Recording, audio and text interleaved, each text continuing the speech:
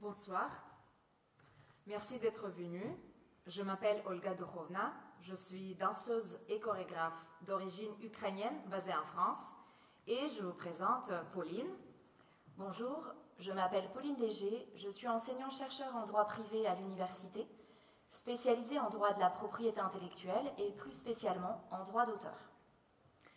Alors, l'idée de cette tentative est de faire une conférence sur la différence entre le recyclage et le plagiat dans le domaine chorégraphique. Et pour cela, j'aimerais vous présenter des extraits des chorégraphies existantes en montrant comment je les recycle. Je voulais faire ce projet parce que j'adore recycler les chorégraphies des autres. Bizarrement, je n'ai jamais su créer la danse à partir de zéro. Déjà, quand je suis arrivée de l'Ukraine en Europe pour faire les études en danse, j'étais entourée par les danseurs incroyables qui étaient en train de chercher leurs gestes précis, personnels, et je ne suis jamais arrivée. Et ce qui a débloqué le flow, beaucoup plus tard, c'est quand j'ai complètement abandonné l'idée de créer quelque chose de nouveau à partir de rien. Donc je crée rien de nouveau, je révèle tout simplement ce qui est déjà là. Et pour moi, ce n'est pas du vol, ça. Pour moi, c'est le point de départ, une manière de vider la forme pour la remplir d'autres choses. Et jusqu'à présent, j'étais complètement tranquille parce que j'ai recyclé uniquement des anciennes chorégraphies, des vieilles danses qui appartiennent à personne. Comment ça s'appelle ça déjà, Pauline? Alors là, ce que tu décris, Olga, ça peut renvoyer à deux hypothèses. Soit ces anciennes chorégraphies, elles appartiennent au domaine public. Le domaine public, ce sont toutes ces œuvres dont les auteurs sont morts depuis plus de 70 ans. Elles sont librement réutilisables, à condition de respecter le droit moral, ce qui implique notamment de mentionner le nom de l'auteur. Le lac de cygne de Petipa. Exactement comme ça. Soit ces anciennes chorégraphies, c'est du fonds commun. Le fonds commun, c'est toutes ces créations qui sont transmises de génération en génération, qui sont propres à un territoire ou à une culture donnée, et qui sont finalement tellement connues et tellement anciennes qu'on ne sait plus vraiment qui en est à l'origine. Et donc là, comme il n'y a pas d'auteur identifié, elles sont librement réutilisables, et c'est typiquement le cas du folklore. Et aujourd'hui, je voulais aller plus loin avec le recyclage. Je veux le faire, mais avec les chorégraphies protégées et de chorégraphes qui ne sont pas morts depuis 70 ans. Et j'ai voulu partir d'une chorégraphie emblématique qui s'appelle Trio A de Yvonne Rainer. Cette phrase chorégraphique, ça m'a énormément marquée parce que Yvonne Rainer, c'est une danseuse et chorégraphe américaine des années 60-70 et une figure majeure de la danse postmoderne. Et pour moi, ce courant postmoderne, ça a complètement changé notre manière de voir de la danse. Aujourd'hui, tout ce qui nous paraît complètement normal, comme par exemple d'être habillé en vêtements de ville, en basket sur plateau, utiliser les gestes du quotidien, parler comme je fais maintenant, ou même décider de ne pas danser du tout, tout ça vient de cette approche postmoderne, c'était normalisé par eux. Et donc j'ai trouvé cette danse, cette chorégraphie sur Internet, dansée par elle-même, par Yvonne Rainer, et avec beaucoup de joie et inspiration, j'ai appris cette phrase et j'aimerais vous la montrer comme un point de départ de ce travail. Alors, oui mais non, Olga, tu ne peux pas représenter librement cette chorégraphie. Quand on fait des recherches autour de Trio A, on tombe rapidement sur cet avertissement. L'apprentissage du Trio A d'Yvonne Rainer est soumis à des modalités strictes visant à préserver l'intégrité de cette œuvre. La chorégraphe insiste pour que la transmission se fasse exclusivement par 7 danseurs certifiés appelés transmetteurs qu'elle a personnellement choisis. De plus, Yvonne Rainer s'est fermement opposée à ce que Trio A soit apprise à partir d'un enregistrement vidéo. Mais c'est pas du tout encourageant ça, Pauline, ce que tu dis. Vous imaginez, pour moi, c'était comme si Yvonne Rainer s'adressait directement à moi dans le studio en me disant « Non, Olga, tu ne peux pas le faire ». Mais c'est pas grave. Moi, je trouve que c'est pas grave. C'est justement parce que c'est interdit qu'il faut le faire. Et c'est pour ça que Pauline, elle est là, avec son regard juridique, pour me dire concrètement ce que j'ai le droit de faire. Dans les limites du droit d'auteur. Oui. Donc, alors, j'ai quand même besoin de présenter ce point de départ, cet extrait originel de Trio A, au moins 30 secondes. Yvonne a dit non. Déjà, est-ce qu'elle a vraiment le droit de m'interdire de le danser? Alors oui, Yvonne Rainer a le droit d'interdire la représentation de sa chorégraphie ou de la cantonner à certaines conditions, parce qu'elle a un droit d'auteur. Les chorégraphies, ce sont des œuvres de l'esprit qui sont susceptibles d'être protégées par le droit d'auteur. Donc je ne peux pas le faire. Tu peux le faire, mais pas sans son autorisation, ou bien il faut qu'elle te désigne comme transmetteur. Mais je déteste ce genre de réponse. Alors, il y a peut-être une solution. Le droit d'auteur, c'est un monopole très fort au profit d'un auteur sur une œuvre, mais il existe une vingtaine d'exceptions qui permettent de se passer de l'autorisation de l'auteur. Et parmi ces exceptions, il y en a une qui peut être intéressante, qui est l'exception de citation. Cette exception, elle te permet de représenter l'extrait d'une œuvre, donc pas l'œuvre entière, si c'est dans un but pédagogique, polémique, scientifique, de critique ou d'analyse. Donc, si j'analyse cette phrase, je peux la danser. Exactement. Ok, eh ben, je vais construire mon analyse de Trio A d'Yvonne Rainer en 5 points. Pas de climax, les mouvements sont continus, sans point culminant ni accent dramatique. Pas de répétition. Contrairement à beaucoup des chorégraphies traditionnelles, les mouvements ne se répètent pas.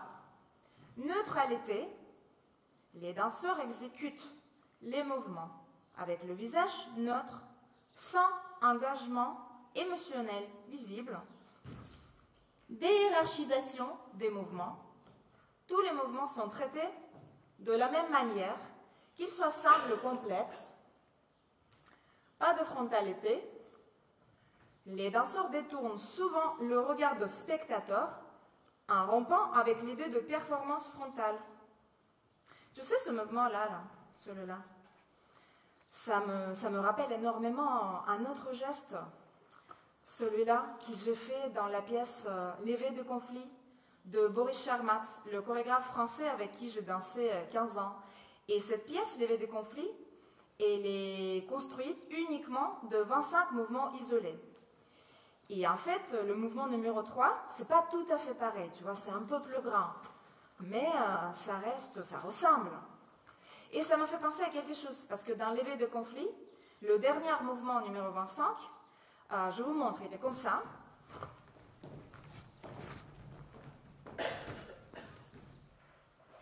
Et Boris n'a jamais parlé de ça, mais j'ai soupçonné un truc. Je suis presque sûre que ça vient du Sacre de printemps de Václav Nijinsky. Tu sais, parce que dans ce ballet, il y a la danse de l'élu. Elle danse jusqu'à la mort pour renouveau de la terre. Et elle danse comme ça, il y a un geste comme ça.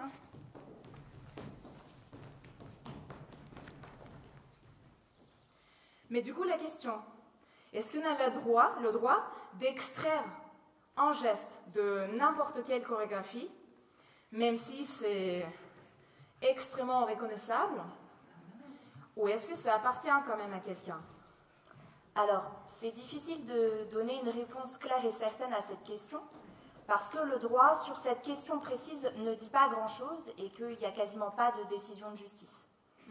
Mais disons que le droit d'auteur, c'est un équilibre entre deux choses. D'un côté, on confère un monopole à un auteur sur son œuvre pour lui permettre de l'exploiter et puis de conserver une certaine maîtrise. Mais d'un autre côté, il ne faut pas que ce monopole soit trop étendu pour laisser de l'espace à la liberté d'expression et la liberté de création des auteurs futurs.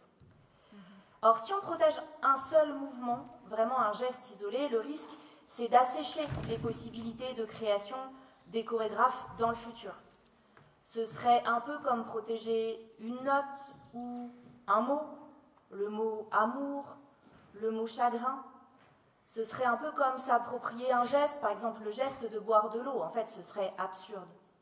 Mais ça pose une vraie question, qui est de savoir finalement qu'est-ce qui est protégé par le droit d'auteur dans une chorégraphie? Et tu as une réponse? Alors, si ce n'est pas le geste isolé qui est protégé, c'est l'enchaînement des gestes. C'est l'ordre dans lequel s'enchaînent les mouvements qui fait la chorégraphie et qui est donc protégé par le droit d'auteur. Mais attends, ça veut dire que je peux prendre exactement la même phrase de Trio A, là, je change l'ordre et ça devient ma propre chorégraphie. Je peux signer ça, Olga Dukovna. Probablement oui. Si tu changes complètement l'ordre, tu ne représentes plus du tout la chorégraphie Trio A. Elle n'est plus vraiment identifiable et donc à ce moment-là, il n'y a probablement pas contrefaçon. Ah ouais? C'est fou ça. Et attends, et si, par exemple, imaginons, je veux à tout prix garder cet ordre, est-ce que je peux prendre cette phrase, la découper en tout petits bouts et la mixer avec une autre? Par exemple, pourquoi pas ne pas rester sur un sacre de printemps de Nijinsky dont on a parlé tout à l'heure. Je vous montre de quelle phrase vient cette danse de l'élu. En plus, c'est pratique parce que c'est dans le domaine public cette danse. Et donc, ça devient ma deuxième phrase. Et maintenant, je vais les alterner avec Trio A d'Yvonne Rainer en gardant l'ordre originel. Qu'est-ce que ça va donner?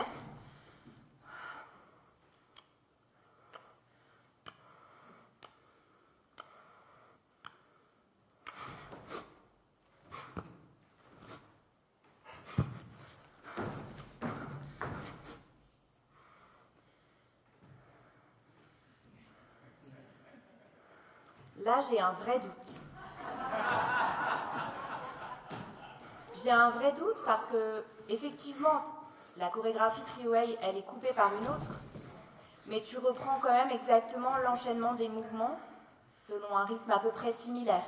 Donc là, je conclurai à la contrefaçon, si tu n'as pas l'autorisation d'Yvonne Rainer. Oui, mais c'est aussi parce que là, j'ai pris que 2 chorégraphies, donc c'est trop évident. Et si je fais la même chose avec 3 ou 4? C'est une question complexe. En fait, c'est la même question qui se pose en matière de remix musical. Le remix musical, c'est quand tu reprends des extraits d'œuvres préexistantes, ou même des tout petits bouts d'œuvres préexistantes, et puis tu les composes, tu les colles pour former une nouvelle œuvre musicale. La question qui se pose, juridiquement parlant, c'est dans quelle mesure ces extraits, ces petits bouts, ne sont plus identifiables dans la nouvelle composition musicale, à partir du moment où on ne peut plus faire le lien entre ce petit bout et l'œuvre dont le petit bout provient. Et donc là, si tu découpes la chorégraphie d'Yvonne Rainer en petits bouts, à partir de quand ces petits bouts, c'est plus Yvonne Rainer? Oui, mais attends, l'idée, c'était de ne pas prendre juste une molécule d'Yvonne Rainer. Moi, je veux tout prendre en changeant, bien sûr.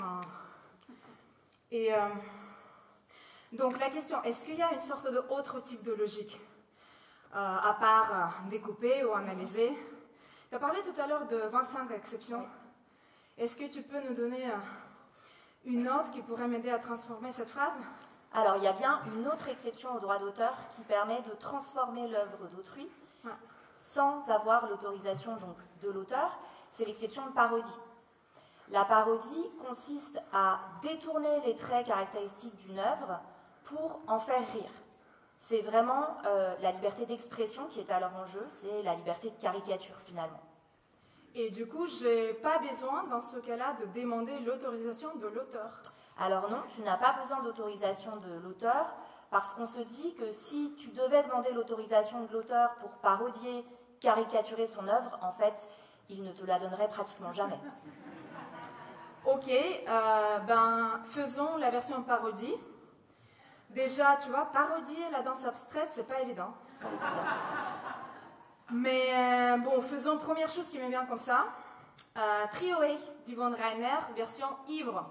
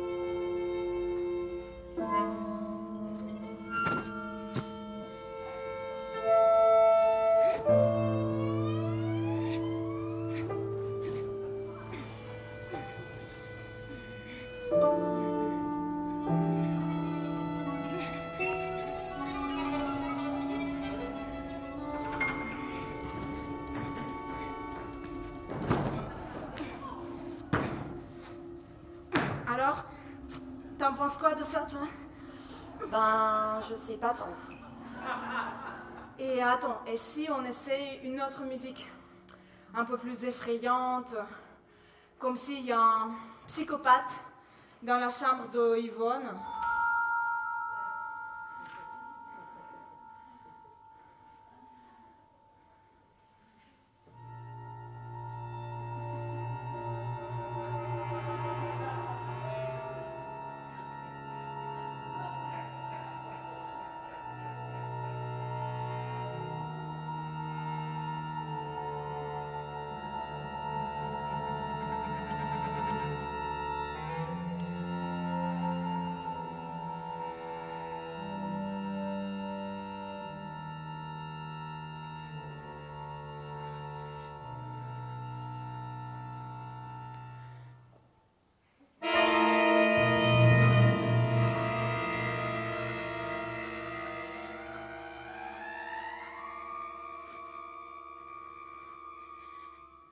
Je suis pas très convaincue là, Olga. Je trouve pas ça très drôle. C'est un peu triste et même un peu effrayant. Ah ouais? Moi, je trouve ça drôle, moi. Bah là, on touche toute l'ambiguïté. On touche toute l'ambiguïté de cette exception de parodie. Le rire, c'est hyper subjectif. Ce qui fait rire une personne ne fait pas forcément rire tout le monde. À bien y réfléchir, je pense que pour parodier, il faut bien connaître l'œuvre et que le public la connaisse aussi. Et puis, il faut rechercher ce qui fait l'essence de l'œuvre, c'est très caractéristique, pour pouvoir ensuite la détourner. Quelque part, la parodie, c'est parfois une forme d'hommage ou même de déclaration d'amour. Et concrètement, je le fais comment, moi? Par exemple, quand Yvonne Rainer a proposé cette chorégraphie Trio Hey, elle a été très critiquée. Ouais. Quels étaient l'objet des critiques? Ben, les gens disaient que il n'y a pas de costume, il n'y a pas de lumière, il n'y a pas de virtuosité, et donc c'est pas de la danse. Parce que si tout le monde peut faire ça, c'est pas de la danse. Et puis que c'est ennuyant, que ça exprime rien. Mais c'est ça le problème. Parce que moi, mon truc, c'est de prendre les formes et de les vider. Donc, quand j'ai recyclé les danses folkloriques ukrainiennes, je les ai vidées de la fierté et de patriotisme. Et quand j'ai recyclé le lac de Cygne, je l'avais vidé de la mort et de l'amour. Mais le trio E d'Yvonne Rainer, c'est déjà vide. Et donc, tu vois, n'importe quel chiffre multiplié par 0, ça fait quand même 0. Je vois. Vider le vide. Ce serait presque comme ne rien faire et rester là, debout. Ouais, bah c'est ça ce que je fais là, je vide le vide. Et ben là, c'est parfait. Tu es complètement en dehors du champ du droit d'auteur. Plus besoin d'autorisation parce que tu ne représentes plus du tout la chorégraphie d'Yvonne Rainer. Oui, sauf que Pauline, c'était quand même pas ça l'idée de projet, de rester assise sans rien faire.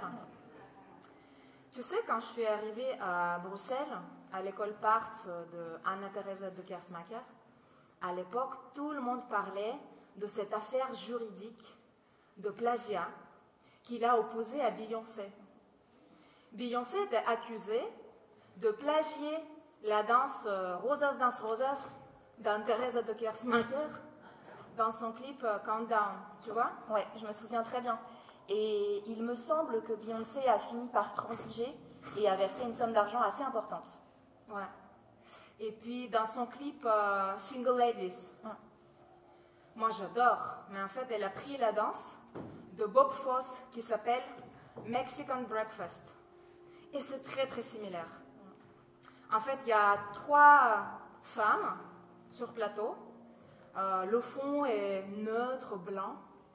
Et même les mouvements, c'est très très similaire. Oui, ça me dit quelque chose. On trouve des montages vidéo sur Internet qui mettent en perspective ces chorégraphies et effectivement, les ressemblances sont extrêmement troublantes. Et donc la question que je me pose, est-ce que Beyoncé, est-ce qu'elle pourrait mieux faire pour ne pas être accusée du vol? Est-ce qu'elle pourrait mieux faire pour plagier cette danse? Alors, je ne sais pas si je formulerai la question en ces termes. Oui, mais tu vois ce que je veux dire. Mais je vois ce que tu veux dire. En réalité, Beyoncé, elle aurait dû modifier la chorégraphie à plusieurs niveaux. Modifier les gestes, mais pas toujours de la même manière. En rajouter d'autres. Modifier le rythme. Retravailler les déplacements. Peut-être qu'avec toutes ces évolutions, ces modifications, Beyoncé aurait pu s'écarter suffisamment de la chorégraphie initiale. En fait, si on veut créer une nouvelle œuvre indépendante, il faut vraiment que la chorégraphie initiale ait complètement disparu dans le résultat final. Il ne faut plus qu'elle soit reconnaissable, il ne faut plus qu'elle soit représentée. Mais il est difficile de dire quand est-ce que la transformation est suffisante. Par exemple, on peut essayer, si tu reprends la chorégraphie de Beyoncé, mais sur une musique radicalement différente. Disons le Sacre du printemps de Stravinsky. Allez.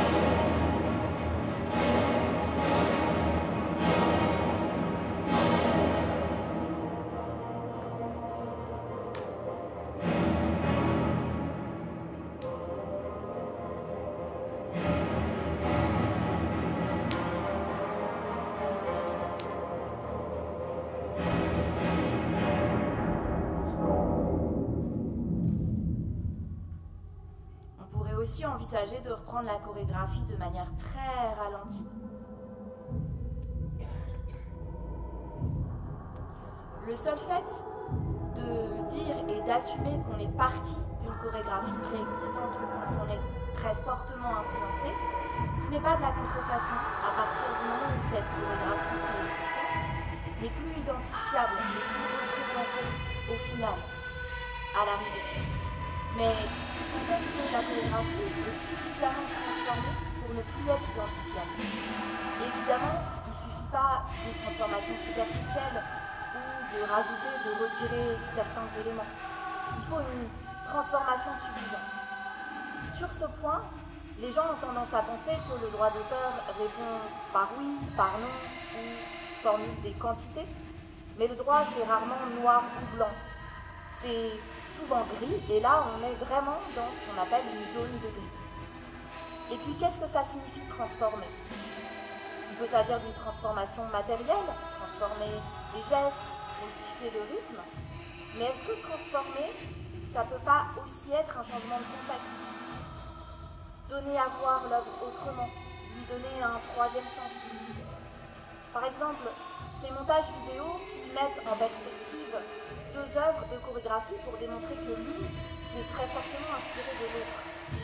En réalité, la diffusion de ces montages sur Internet pourrait être interdite par les auteurs des chorégraphies eux-mêmes au nom de leur droit d'auteur. Et moi, je pense que ce n'est pas opportun.